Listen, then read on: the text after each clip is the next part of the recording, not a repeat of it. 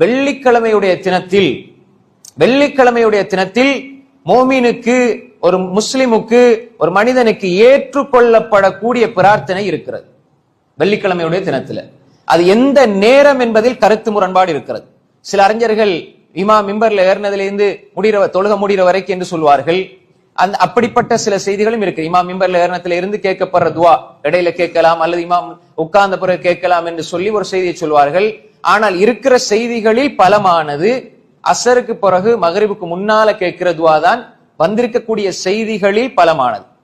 வெள்ளிக்கிழமை அசருக்கு பிறகு பல சலஃபு சாலிஹீன்கள், தாபிஈன்கள் இந்த கருத்தை சொல்கிறார்கள் ஹதீஸ்ல இருந்து விளக்கமாக. வெள்ளிக்கிழமை நாம் அசருக்கு பிறகு, நாம் எந்த நேரம் என்று சரியாக தெரியாது, இத்தனை மணி என்று தெரியாது, அசருக்கு பிறகு என்று ஹதீஸ் வாரதுனால மகரிபுக்கு முன்னால ஒரு மனிதன் பிரார்த்தனை செய்யும் பொழுது அந்த பிரார்த்தனை ஏற்றுக்கொள்ளப்படும் என்பதாக அல்லாஹ்வுடைய தூதர் ஸல்லல்லாஹு அலைஹி வஸல்லம் சொன்னார்.